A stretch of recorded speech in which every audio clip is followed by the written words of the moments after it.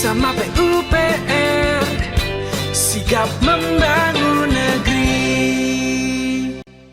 Halo Sobat PU, jumpa lagi dengan saya Novi Nerliana dalam podcast Sigap Membangun Negeri.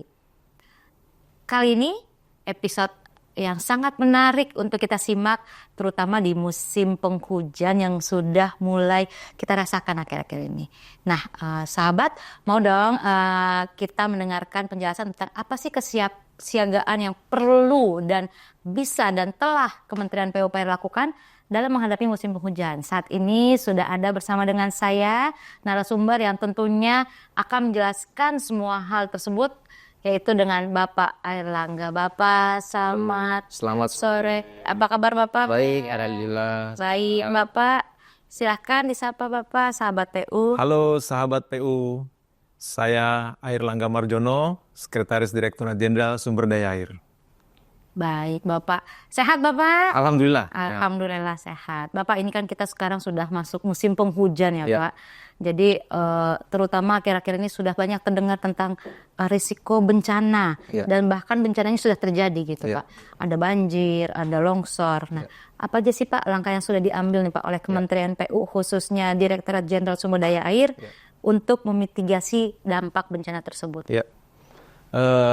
Pertama-tama perlu saya sampaikan ya Mbak Novi ya bahwa bencana banjir itu tidak bisa hilang. Iya. Ya. Bencana banjir tidak bisa hilang. Yang kita bisa lakukan adalah mengurangi risiko terjadinya bencana. Oke. Jadi mungkin akhir-akhir ini Sobat PU juga udah sering lihat ya di TV sudah banyak kejadian banjir ya, dan mungkin memakan waktu sampai lebih dari sehari. Ada yang ketinggian airnya juga sampai lebih dari 1 meter mungkin. Nah, itu juga sudah mengganggu aktivitas warga. Nah, tentunya kami dari Direktur Jenderal Sumber Daya Air ini sudah setiap tahun tuh siklus ini kan terjadi gitu ya. Kita di negara kita hanya ada 2 musim penghujan dan musim kemarau. Kalau musim penghujan banjir, kalau musim kemarau nanti kita ketemu lagi kekeringan dan lain sebagainya. Untuk antisipasinya memang kami bertujuan untuk mengurangi risiko dengan mengoperasikan secara penuh semua prasarana sumber daya air yang dapat digunakan untuk mengurangi risiko tersebut. Awalnya kita setiap tahun itu melakukan identifikasi, survei, dan menginventarisasi kondisi tanggul. Jadi banjir itu kan umumnya terjadi dari tanggul yang meluap ya, tanggul sungai yang meluap itu kita punya tanggul sepanjang 32.000 ya, tanggul 32.749,47 km serta saluran drainasenya di beberapa kabupaten dan kota di Indonesia. Kemudian kita memastikan bahwa pintu-pintu pengendali banjir dapat berfungsi dengan baik. Ini semua kita lakukan sebelum masuk musim penghujan. Ya. Lalu kita juga melakukan operasi dan pemeliharaan dari bendungan. Bendungan itu adalah satu infrastruktur yang fungsinya menampung air memang. Jadi kalau kelebihan air di musim penghujan itu ditampung di bendungan, kemudian musim kemarau dialirkan untuk memenuhi kebutuhan di daerah hilir. Kemudian melihara tampungan, kan Mbak Novi juga mungkin tahu ada situ ya, ada situ, ada danau, ada embung, itu juga kita pakai untuk menampung kelebihan air pada saat musim penghujan. Kemudian memastikan juga alat berat. Jadi di setiap balai, di setiap unit kerja kita yang di daerah itu kita men-standby-kan beberapa alat berat. Antara lain eskavator, mungkin kalau terjadi bencana kan teman-teman juga Sobat PU juga lihat tuh ada eskavator yang kadang-kadang warna kuning, warna hijau, tapi ada stikernya PU itu yang sedang bekerja di situ untuk apakah itu menormalisasi sungai, apakah itu membersihkan jalan yang tertimbun oleh longsoran dan seterusnya. Lalu juga yang tidak kalah penting kita mensiagakan pos siaga bencana ya. Pos siaga bencana ini terintegrasi beberapa UNOR antara lain Sumber Daya Air, Bina Marga, dan Cipta Karya. Lalu juga melaksanakan apel siaga, rapat koordinasi dan seterusnya itu kita lakukan secara rutin, Mbak Novi ya. Tentunya dengan bantuan teknologi informasi kita bisa memprediksi curah hujan yang akan jatuh di wilayah-wilayah tertentu yang rawan banjir. Nah itu kita informasikan ke semua balai dan semua posko untuk bersiaga menghadapi Apel siaga ini berapa minggu sekali atau? apel siaga ini pada saat awal musim penghujan ya, musim kemarau sudah berakhir, sudah mulai hujan-hujan pertama itu kita sudah siapkan dan langsung kita apel siagakan. Jadi setiap tahun pasti kita apel siaga selama musim penghujan sampai dengan nanti menjelang musim kemarau itu kita siaga terus. Tapi awalnya di awal musim hujan, tapi setiap saat kita terus berkoordinasi terus. Pak, ini kan melihat perakiraan cuaca yang cukup ekstrim ini ya Pak. Diperkirakan pada akhir tahun ini memang cuacanya ekstrim ya Pak. Kayak kira-kira aja selalu hujan gitu. Nah, bagaimana sih Kementerian PUPR ini memastikan kesiapsiagaan infrastruktur sumber daya air sendiri seperti tanggul, waduk, sistem drainase untuk menghadapi potensi bencana Pak? Seperti saya sampaikan tadi di awal ya. Jadi kita setiap saat itu ada kegiatan yang namanya operasi dan pemeliharaan. Di sana kita melakukan walkthrough atau survei dasar, survei awal gitu ya, survei darat yang digunakan untuk mengidentifikasi lokasi-lokasi yang rawan banjir dan kondisi kesiapan dari infrastrukturnya. Jadi misalnya ada tanggul yang mungkin karena satu dua hal dia agak terkikis atau agak menipis atau rusak dan sebagainya. Nah, itu diidentifikasi itu sepanjang tanggul itu. Kemudian kita programkan untuk perbaikan cepatnya. Ya, kalau kita perbaikan permanennya kan mungkin lama.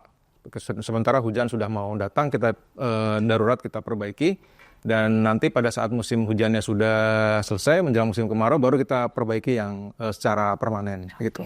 Jadi ada perbaikan untuk yang sementara dulu, baru permanen ya Pak. Seiring dengan perkembangan teknologi, apakah Kementerian PU nih Pak memanfaatkan sistem pemantauan cuaca atau teknologi lainnya untuk mendeteksi daerah rawan banjir yang tadi Bapak sudah sebutkan dan longsor menjelang libur Natal dan Tahun Baru? Ya, terima kasih. Jadi untuk prediksi curah hujan kita sudah menggunakan satelit ya. Satelit. Jadi kita sudah bisa tahu pembentukan awan-awan yang masif di daerah mana aja, kemudian potensi hujan yang akan turun di daerah mana aja, dan hujan tersebut akan menyebabkan pertambahan air di sungai mengalir berapa, itu sudah kita perhitungkan. Dan kita memanfaatkan juga sistem informasi manajemen yang kita kenal dengan nama SIMADU ya, aplikasi SIMADU. Yang berfungsi untuk sarana pemantauan secara integrasi ya, dari mulai cuaca, kemudian dalam hal terjadi bencana, kemudian kesiapan kita memobilisasi bahan material banjiran, kemudian mobilisasi alat dan sebagainya, itu bisa dimonitor di SIMADU itu. Ya. Jadi itu kita sudah menggunakan sistem aplikasi dan teknologi informasi yang ada di lingkungan kementerian. SIMADU ini apa ya Pak kepanjangannya SIMADU? Sistem pemantauan terpadu. Iya. Itu apakah sahabat PU bisa akses Pak atau hanya tim internal untuk pemantauan dari SDA saja yang bisa akses SIMADU ini? Kebetulan kalau aplikasi ini memang internal internal di kita ya untuk menggerakkan sumber daya yang ada ya, memonitor, kemudian menggerakkan sumber daya yang ada dalam hal terjadi bencana. Nah, teman-teman kalau memang ada bencana dan di daerahnya ada terjadi bencana, itu bisa menghubungi ke Balai Besar Wilayah Sungai atau Balai Wilayah Sungai yang ada di provinsinya, kemudian untuk dikoordinasikan secara terkoordinasi dengan pemerintah daerah tentunya ya dalam hal terjadinya bencana. Jadi insya Allah kita akan siap membantu. Bapak, kalau nomor aduannya sendiri ada tidak Pak untuk bencana? Mungkin nanti bisa kita aja ya, di website aja. Masih di website ya, website sdapu.go.id. Websitenya di sdapu.go.id ya, sahabat. Oke Pak, berikutnya sejauh ini ya Pak, bagaimana sih Pak koordinasi antara Kementerian PU, BMKG, BNPB dan kementerian atau lembaga terkait lainnya dalam memantau potensi bencana yang disebabkan oleh hujan? Apakah ada sistem peringatan dini Pak yang sudah terintegrasi untuk memberikan informasi kepada masyarakat? Jadi Kementerian PU, khususnya Direktorat Jenderal Sumber Daya Air, tadi seperti saya ceritakan kan punya unit pelaksana teknis ya, balai besar atau balai wilayah sungai yang tersebar di seluruh provinsi. Nah itu mereka berkoordinasi dengan lembaga lain yang setingkat. Jadi BMKG itu kan di daerah juga ada, kemudian BPBD juga di daerah juga ada, TNI Polri juga demikian. itu mereka pertama pasti apel siaga bencana tadi, seperti tadi ya, apel siaga bencana, kemudian membangun komunikasi dan posko bersama dalam hal nanti terjadi bencana, mudah-mudahan enggak, itu mereka akan bisa bergerak dengan cepat, dengan didukung dengan peralatan yang ada dan material yang sudah standby. Itu kira-kira, Mbak Novi. Oke, siap Bapak. Pak, ini sudah kita masuk bulan-bulan musim hujan ini biasanya Nataru ya Pak? Ya. Mau libur Nataru, libur Natal 2024 dan Tahun Baru 2025. Nah, Pak, ada nggak sih upaya yang lebih intensif nih Pak untuk memeriksa kesiapan infrastruktur sumber daya air di jalur yang sering dilalui pemudik pada liburan Nataru? Ya, kita sudah mengidentifikasi kira-kira jalan itu lewat sungai mana aja gitu ya. Biasanya kan yang tempat bencana kan di sungai-sungai itu. Kita sudah identifikasi dan sudah kita siapkan alat-alat peralatan yang mendukung dalam hal terjadi bencana, misalnya eskavator sampai pompa air mobile pump yang dalam kapasitas besar itu juga sudah kita siapkan di titik-titik itu. Kita sudah siap dan kita sudah koordinasi juga dengan teman-teman dari Ditjen Bina Marga dan mungkin juga kalau jalan tol dengan Badan Usaha Jalan Tolnya, kalau jalan tolnya melewati sungai juga kita waspadai. Iya. Gitu. Oke, Pak, kalau dengan instansi seperti BPBD, Polri, TNI untuk memastikan respon yang cepat dalam penanggulangan bencana itu seperti apa, Pak? Ya, jadi memang kalau misalnya terjadi bencana itu, yang pertama kali ditangani adalah penduduknya ya, masyarakat yang terdampak bencana. Nah itu mungkin kan harus ada evakuasi dan lain sebagainya ya. Kalau itu mereka itu dari TNI, Polri, BPBD dan lain sebagainya itu mengevakuasi. Nah nanti pada saat bencana itu memang mempengaruhi prasarana kita, ada ya tanggul yang jebol atau tanggul yang rusak dan seterusnya, baru kita tangani dengan yang tadi darurat tadi, kita tangani dengan darurat. Nanti air yang sudah keburu masuk ke pemukiman itu kita pompa. Nah nanti setelah semuanya kering kembali normal, baru masyarakat yang tadi sempat dievakuasi baru dikembalikan lagi. Jadi kerjasamanya memang harus sangat intensif dan komunikasi gitu ya. Jadi kalau terjadi bencana, masyarakatnya dulu yang dikasih dievakuasi dulu, dibantu makanan atau minuman. Nah itu kan BPBD dan TNI. Kita perbaiki, kita keringkan, baru mereka kembali lagi. Oke, betul. Jadi pertama pasti masyarakat terdampaknya dulu. Iya, yang masyarakatnya dulu yang dievakuasi. Oke. Pak, bagaimana bila terjadi banjir atau longsor yang mempengaruhi infrastruktur vital seperti jalan dan jembatan? Apakah Kementerian PU mengkoordinasikan upaya pemulihan, perbaikan untuk memastikan akses? Mungkin termasuk salah satunya tanggul ya Pak? Iya. Jadi itu tadi kalau terjadi banjir yang sampai memutus jalan misalnya ya.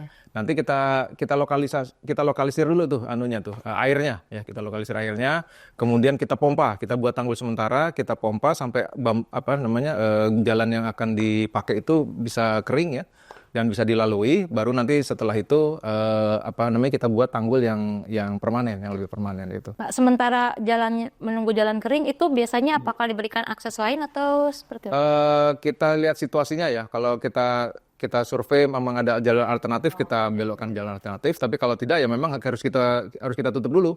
Kita tutup dulu. Mungkin ya ada kemacetan sampai dengan dia kering kembali gitu ya. Okay. Tapi tetap kita berusaha untuk bisa dilalui secepatnya lah gitu. Wah ini sudah banyak nih Pak kita nih sharing-sharingnya nih Pak. Satu lagi nih Pak terakhir. Apa sih Pak pesan yang ingin Bapak sampaikan kepada sahabat PU terkait dengan kesiapsiagaan menghadapi cuaca ekstrim dan bencana pada libur Natal 2024 dan Tahun Baru 2025. Mungkin banyak yang mau liburan. Pergi naik. Yang penting pertama yang sangat mendasar ya, kita harus menjaga sungai-sungai kita ya.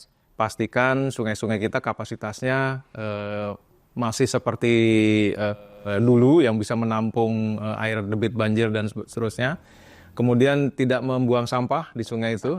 Dan untuk yang berpergian keluar kota atau keluar daerah, mohon juga bisa memonitor cuaca ya. Saya kira monitor cuaca kan dari gadget masing-masing tidak terlalu susah. Mana-mana yang daerah-daerah yang rawan hujan atau hujan dengan hujan dengan intensitas yang tinggi itu juga sudah teridentifikasi ya. Kalau bisa sih kita hindari gitu ya, berangkat lebih cepat atau agak lebih menunda perjalanannya sampai cuacanya betul-betul mendukung gitu. Saya kira itu yang bisa kita. Jadi kita tetap lihat dulu kondisi cuaca ya Pak ya. Iya. Nah sahabat, bagaimana, sudah cukup tercerahkan bukan dengan obrolan dengan Pak Airlangga tadi. Jadi kita sudah tahu apa yang sedang dikerjakan, telah dikerjakan dan akan dikerjakan oleh Kementerian PU dalam menghadapi bencana di musim penghujan kali ini. Oke, kalau gitu jangan lupa terus ikuti podcast Sigap Membangun Negeri persembahan Kementerian PU dan follow medsos PU di bawah ini. Sigap Dadah. membangun negeri.